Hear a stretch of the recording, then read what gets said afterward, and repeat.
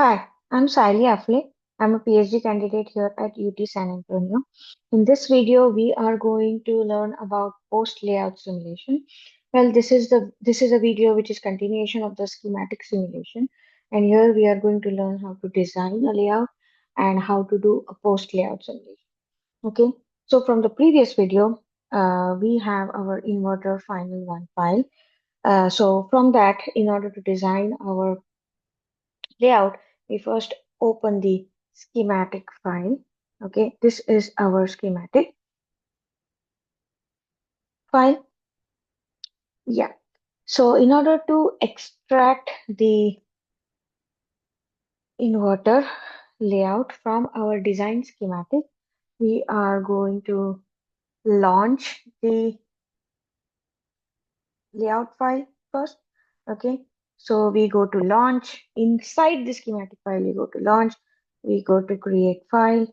We go to layout Excel, then we go to create file, then we go to OK. Okay, here we will have our file. Okay, here you just need to select the view and the type layout. Okay, then press OK. Then you will get the layout file. Okay, the first thing which you need to do in this file is to set the grid. So you click randomly on this layout file. Okay, one left click, then you press E on your keyboard. Okay, then you change the X snap spacing and the Y snap spacing, and you change the resolution to very high. Okay, if you see a OK button down here, you press OK, otherwise you just enter. Okay, once this is set, you just re-verify that your X snap and Y snap are set correctly, and then you just cancel. Okay, now we are going to extract our layout from the schematic. So I go to connectivity, I go to generate from all sources, and I just press OK. So this is my layout for the inverter. In order to see the layers, I just press Shift F on my keyboard and I see my layout. Okay, so the top one is PMOS, the bottom one is NMOS, the left terminal is the input, so I can just zoom in. I can zoom in either by these buttons above here, okay, and just scroll up and down.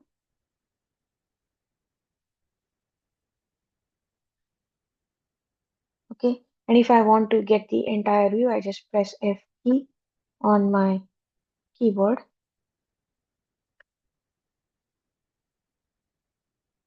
Or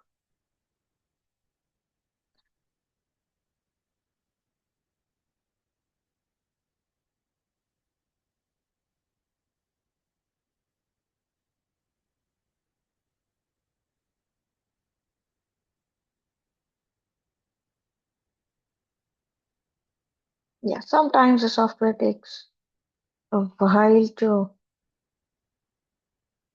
respond.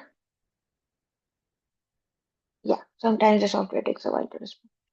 So you just go out of the PR boundary and you do a left click so that you just select a point on the screen randomly. Okay, if you don't want to use this, then you can just click on your mouse, right click on your mouse, select it, hold it, and drag it. Okay, and if you want to like zoom out, you just press F. Okay, here these things are not aligned, so I just select the in the mouse, I click M. Okay, on my keyboard, I hide, I click again, left click again, and then just shift it, and I just release it. It's not complicated. I drag it, okay, I select it, I press M on my keyboard, then I change the snap mode to any angle so that I can freely move it anywhere. I press hide, I select it, then there is a orange line which is going to get displayed, and now I can move my terminal element. So in this case, I'm just moving it right here to just show you an example. At each step, you need to save. Okay, now I zoom out. Okay, now we have our elements already created for us. The other important thing that you need to understand is that you just need to do connections and not create actual PMOS and NMOS. And the four terminals which we have, that is input, output, VDD, and VSS. Whatever layout you create should be inside this PR boundary. This yellow thing which is highlighted, that is your PR boundary, and this needs every part of the layout needs to be inside the PR boundary, including the VDD and VSS. Okay, you can extend the PR boundary as well. For extending it section wise, you can just go here to the left, select half section, then you can go to the boundary. It will get highlighted. You will do one left click. Okay, so it will get selected. You press S on your keyboard, snap mode any angle, hide. You press again at that point, and then you just drag it. Left click press. Okay, like this. Then again, I click, I press S, hide, click again, extend it above, and then click again. Same for the bottom. Click, S, hide, click again, again, click. Okay, after every step, please try to save it because sometimes the software will glitch and then you will have to start again if you haven't saved it. Okay, now in order to form the connection, the first connection that I'm going to form is the gate terminal. I'm going to connect the gate terminal PMOS with the gate terminal NMOS. So I'm just going to zoom in over here. Okay, and to connect the upper green portion with the lower green portion. The green portion represents the poly connection, which out of which the gates are made. So I go on the left hand corner here, I select poly, I press R on my keyboard, then I hide. Okay. Then I go here. I do one left click, and if I drag it, I will get my rectangle. So I freely drag it till the width of your gate. Okay. And I click once again to release the rectangle. So if I go zoom in, the width should be equal to this width of the gate. Now here, as I see, the width is not exactly same, so I can just, sorry, I can just do the same thing as I did with the boundary. I select this part, I did S, I hide, select again, and I just extend it a little bit here. Same way I do it for here. I just select this side, I press S, partial side, okay. I click again, I extend it a little, and I release it. So this width should be minimum the width of the gate. So that thing you need to keep in mind. Okay, once you do it up, automatically it will happen at the bottom. That's why aligning the PMOS gate and the NMOS gate are very necessary. See here, there is a little bit misalignment. So what I do is I just select this. I just zoom out a little bit. Okay, I just go here, zoom in a little bit.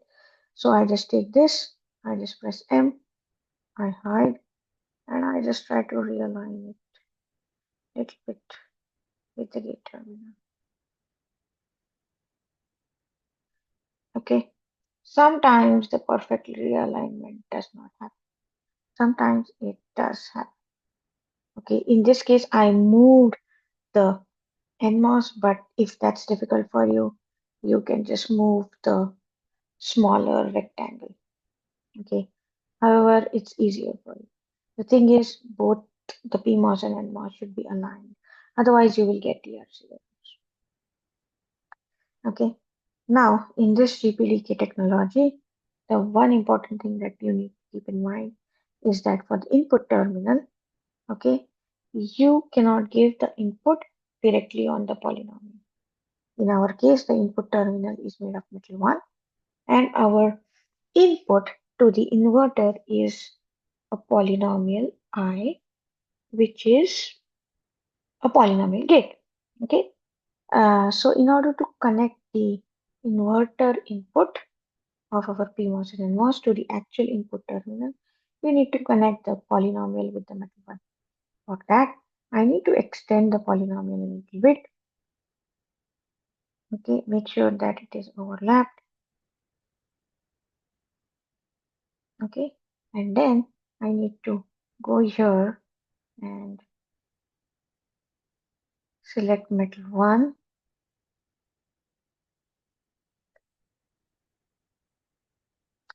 and then create an overlap. Okay, and I need to have a connection between this polynomial, this highlighted polynomial, and this highlighted metal one. So for that, I will create a via connection. So this via connection, I go to create via. Okay, here because it's M1 poly connection, I will have M1 poly via definition. If it is M1, M2, then you will select M2, M1. Okay, here it's simple M1 poly connection. So I press hide, I go here, and I select it, and I place it, and I escape. Okay, if you want to get out of some element, you just need to press the escape key from your keyboard. Okay, now I need to connect this terminal with the gate terminal of our inverter. So I select this, I press M, I choose snap mode, any angle, I hide. I again left click on this, and now I can freely move. Now this orange line indicates a connection. Okay, so I take this thing and I just place it here. Okay, and then I save. Now one important thing is there needs to be no gap between the connections. So here there are no gaps. Okay, so in order to check whether what you are doing is correct or not, you need to have DRC checks at regular intervals. Okay, for that, you need to create a separate folder for DRC, which you can create using Crossfit. Okay, here you might see that initially we have used Crossfit 2, but here I have used, initially we have used Crossfit 3, but here I have used Crossfit 2 in this video. It does not matter. Uh, Once you log in any CrossFit, you need to finish that task in that CrossFit. Okay, so here I'm just creating a file. I do drc underscore run underscore one. Okay, and I press okay. So drc underscore run underscore one file is generated. When I do drc run, all my data is going to be stored here. Okay, so I go back to my layout. Okay, then I go to Pegasus. I go to drc run.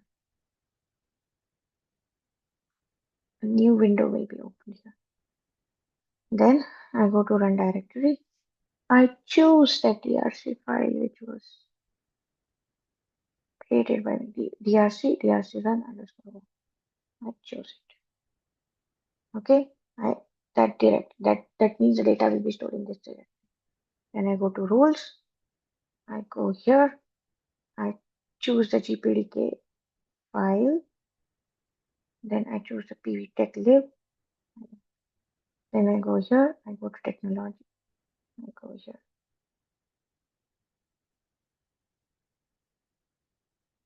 Okay. I select this. And then I just submit. See, initially you are definitely going to have certain DRC errors, but as you make more connections and do it correctly, you will not have issues. Okay, so here there are errors. Okay, I will tell you how to resolve these errors. If you click on this error, okay, and you click here, and if you go down, it will show you, it will highlight that area, that particular area. Okay, if you go here, it will select. If you reduce this, it will highlight that particular area. Okay, There are some off-grid errors. This you need to ignore after a point. These are the errors that I will tell you how to resolve. Okay, so right now I will just cancel this and I will go here. Okay, so the input gate connection is done. Now I need to connect my drain PMOS and drain NMOS. So I go here. Okay, I go to metal once, select it here, left click once, and then I press R on my keyboard. I hide. I again go here, go here, and then I just have this thing. Okay, I will go and minimize more, sorry, maximize more over here. Now this, as I can see, is excess. So I just try to realign and I just try to reduce this. So I select here, left click once, press S, hide, left click again, and you can just delete this entire thing and redesign again, but I just choose to do it like this. I go down, I check the realignment again. Okay, it's okay even if you not cover this entire area. Wait, let me just zoom in. It's okay even if you not cover this left, this highlighted entire area with your new metal rectangle. Um, but you need to have some minimum connection.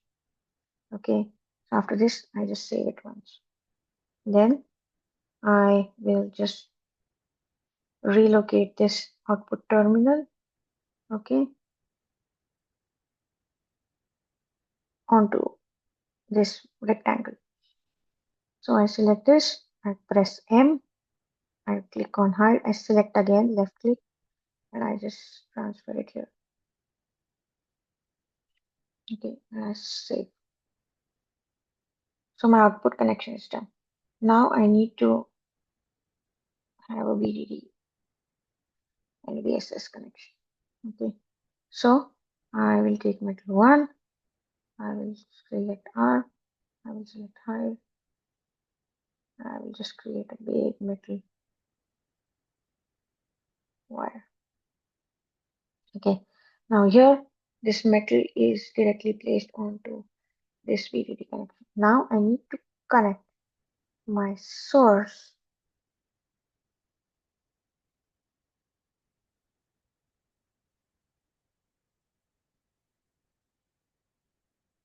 with this VDD.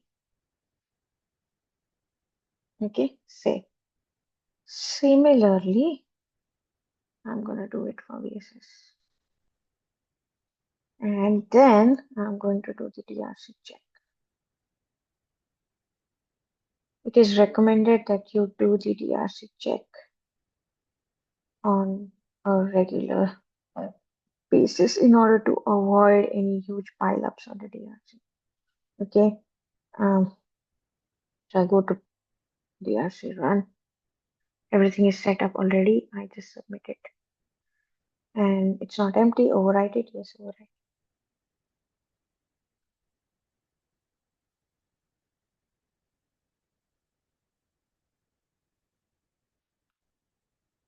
Yeah. Okay.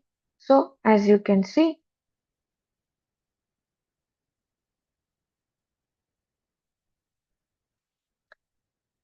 the previous one error was deleted. Now this error are something that we need to get over. Okay. One thing. If you do not have certain width of your VDD and VSS and this connection, certain width and certain length of this VSS, even your top VDD and your this connection, it will throw you error. Where you need to check the error, you need to check the error over here. So if I go here and I get the description of the error over here, okay, if I select this, your exact spot of the error on the layout will be highlighted. Okay, and if you need a better explanation of your errors, if you just expand this, you will get your description of the error. That is the minimum width should be this much, minimum width should be that. Okay. These two above errors are regarding the end well. Basically, they are warnings, they are not errors. Okay. These two above are warnings about the size of the end well. If you want to get over the warning, okay, uh, I'm saying warning because even if you simulate your LVS later on with these warnings, it won't throw you uh, an error later. But there are certain errors which you will have to resolve.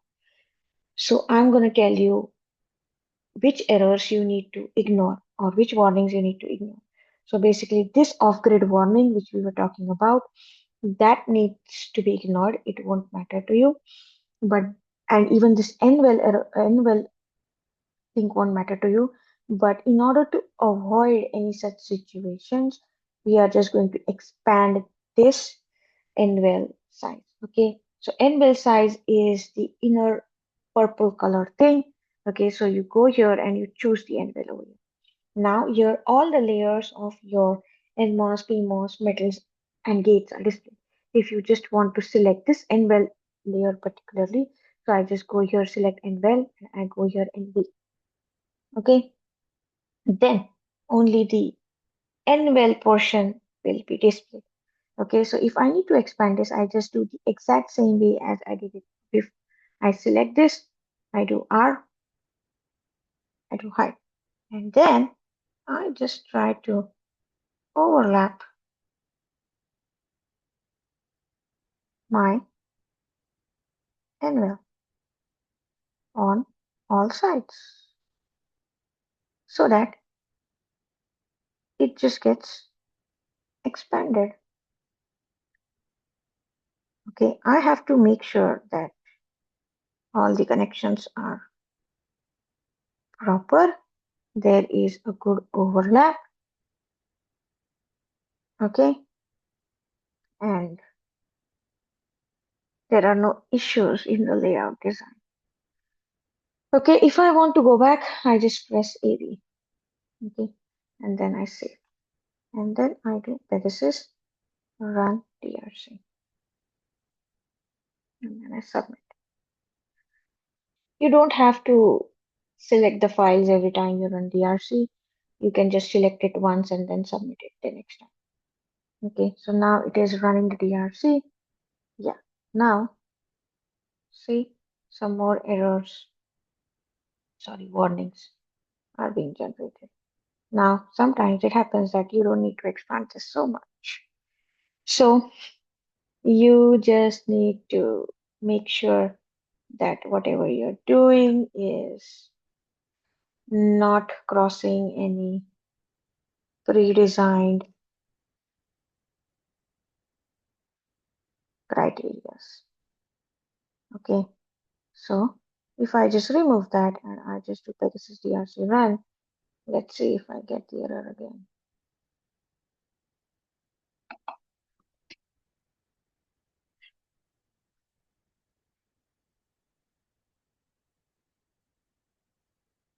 No, I do not get it. See? So here if I go, then I can see which side is highlighted. Okay. So in this case, that means it's expanded too much. So I can just reduce it. Okay. So I just cancel this and I just reduce this.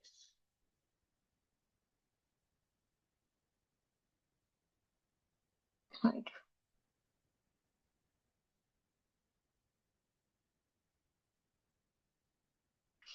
You have to be careful with this alignment as well. It cannot misalign.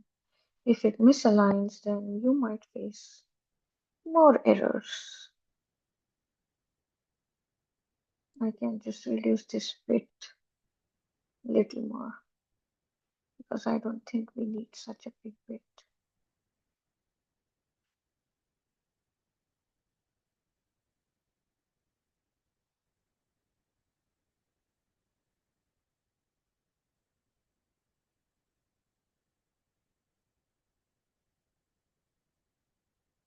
If I have to do undo, I can just do it like this.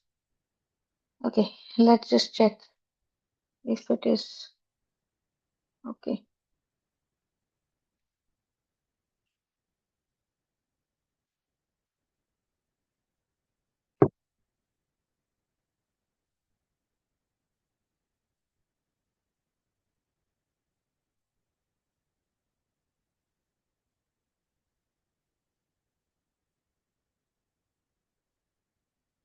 Okay, I think we need to expand it a little bit up.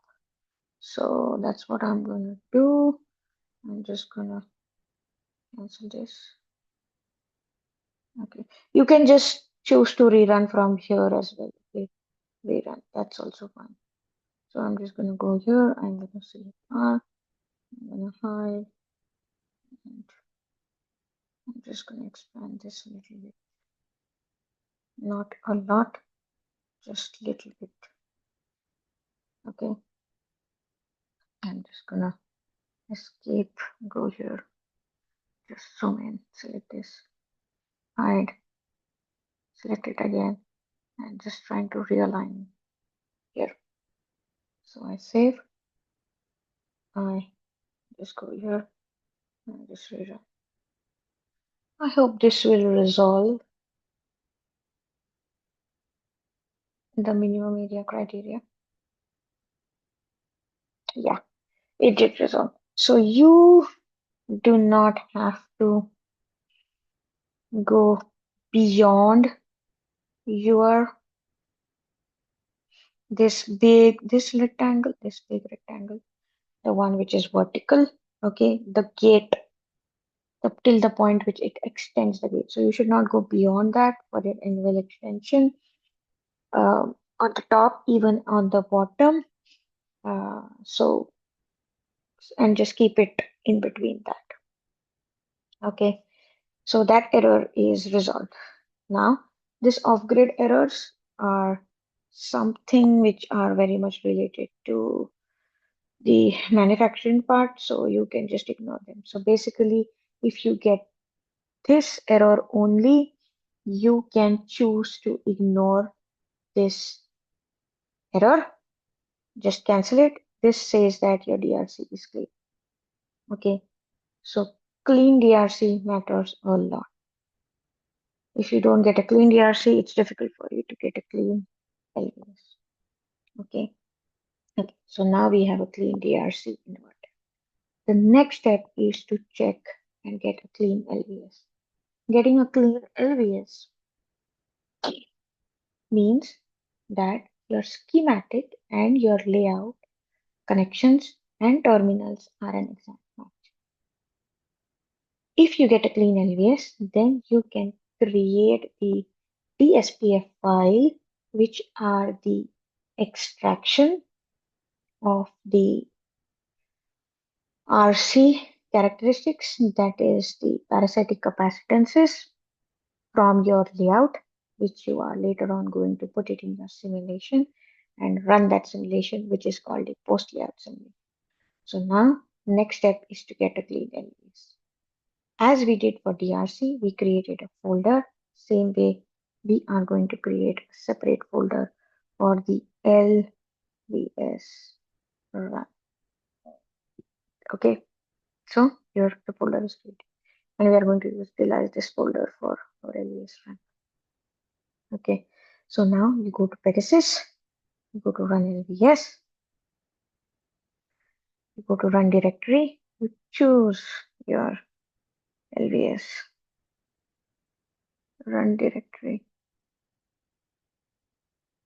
Where did the file go? LVS run file. You can choose whatever name, it does not matter. Okay, then you go to rules. You choose the PV check file from the GPDK045 file. Okay, then you go here, you choose this.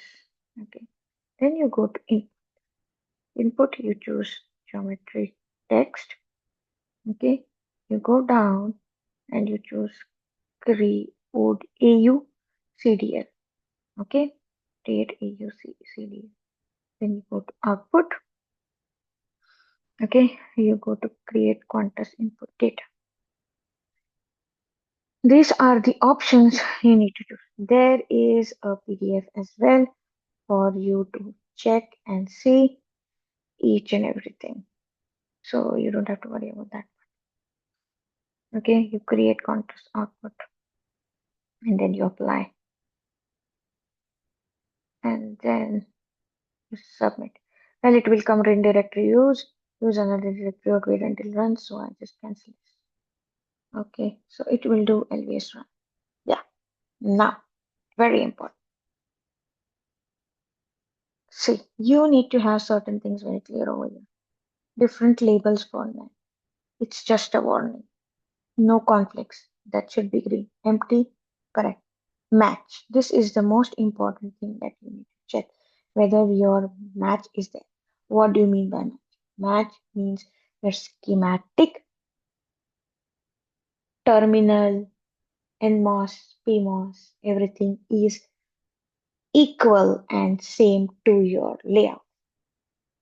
Okay, that is the most important thing. If you click open, it will give you file. Now, this multiple label warning, it's a warning. Okay, it's okay. This is the result of the integrated body tie type that we chose. It automatically creates certain internal labels for it to process. You do not have to do anything about it. It's just a warning. You can just ignore it. The other important thing is to check the comparison. Here, everything is correct. If you expand this, it's just going to give you the details of how it is. Okay, you need to have a clean LVS. That is, the match should be perfect. If not, the DSPS file, even though it's getting created, it's not going to work out. The simulation is not going to work out. Okay, so extraction, these things are automatically going to get generated by the technology node itself. You have to just ignore it. Okay, so now we have a clean LVS. Okay, once you have a clean LVS, then you just need to generate the DSPF file, which you need to do it using Qantas. So you go to Qantas, go to run Pegasus Qantas. You have this thing as it is, you press OK. Then this will be generated. Okay, here you need to choose certain things. First of all, technology, you need to choose the GPDK PVS technology. Rule set, you need to choose the RCS first rule set. Okay, here because I have done things previously, my options are already selected. But I'm going to tell you each and every step what you need to do. Okay, yes. Uh, yeah, let me also refer to the PDF, which you are going to get ultimately in your files as well. Okay. Okay. So as you can see, this is the reference of the PDF that you are also going to get. So after doing Qantas, Pegasus run Qantas, this window will be open for you. So as here we see, technology is GPDK045 PBS, rule set are RCX verse. Then you go down, okay, in this, you go down, you choose output as transistor DSPF. This will create a .dspf file for you. You can choose the name of the file. I am just going to keep it as this, okay, whatever it's chosen by default. Okay, do not change anything else in this. Then you go to extraction. Okay, then you go to extraction. You change the extraction type to RC. RC is the parasitic RC capacitances which are going to get extracted from your layout into that DSPF file. Okay, then you change the cap coupling mode to coupled. Okay, and then you choose the reference mode as VSS. These are the changes you make into the Quantus thing. This PDF is just going to give you the actual virtual representation of this window which is created. Okay, so that you can use it as a reference. Then you apply, go here, you apply, and now this thing is running for me. Okay, so you can just open, see now I got the output that I have successfully created my inverter underscore tut dot DSPF file. That is very, very necessary. And it has also given you the location of that file, which should be in your own home directory. Okay, yeah. So I'm just gonna close this thing. Okay, and then just close this thing. Yes, that's what I'm going to do.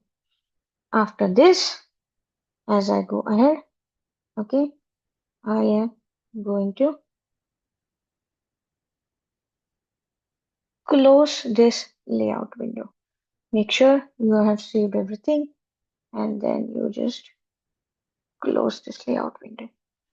Okay, close this schematic window and then go to your library manager. Once you go to your library manager, you go to the test bench schematic which we created. Here you choose the Maestro file.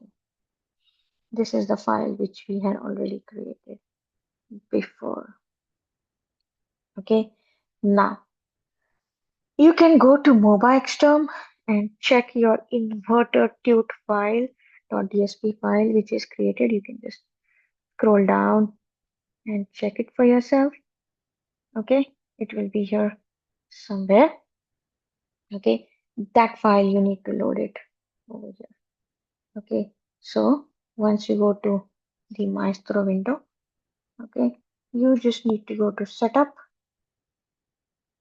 Simulation Files. This window will pop up.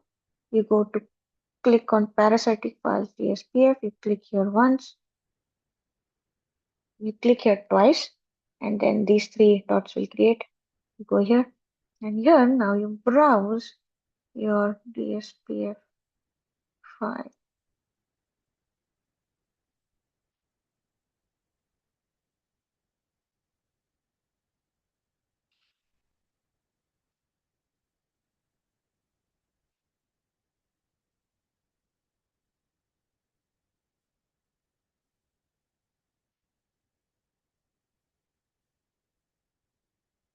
Yes. Okay. Now,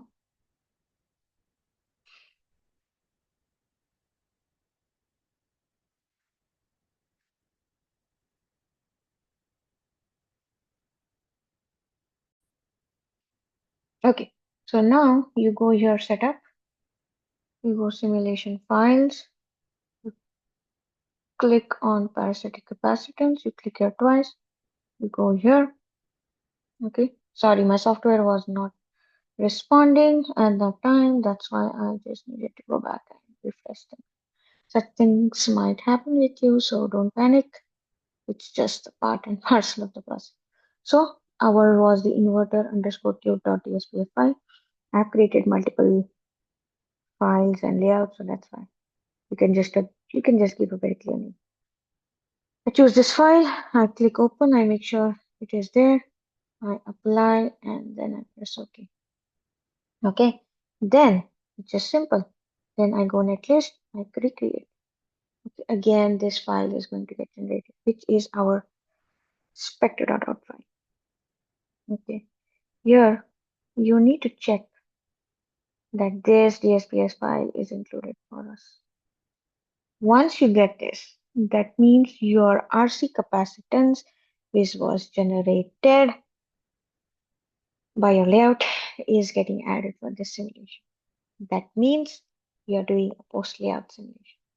Once that you have confirmed it, you do simulation netlist run. Okay, this spectre.out file will be created. where you will have your post layout simulation, okay, with all sorts of RC capacitances included. If you get something like this, that means you have successfully done the post layout simulation.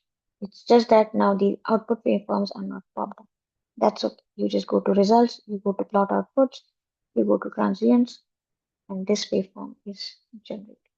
Now, for schematic simulation, the waveforms generated were for just the schematic. It did not include the RC capacitances of the actual layout generated. Okay, but this simulation that you are getting, it has the RC parasitic capacitance generated. So it might happen for a complex circuit, these waveforms might be a little different than the schematic waveform. That's okay. That's how it's supposed to be. So once you get this waveforms, after you add the .dspf file, then your post layout simulation is successful. You can save and choose it. I'm not going to save it. Put a name and save your files, or you can just take screenshots of this. But this is how you will perform this is how you will successfully perform the post layout simulation of your circuit. Okay, thank you so much.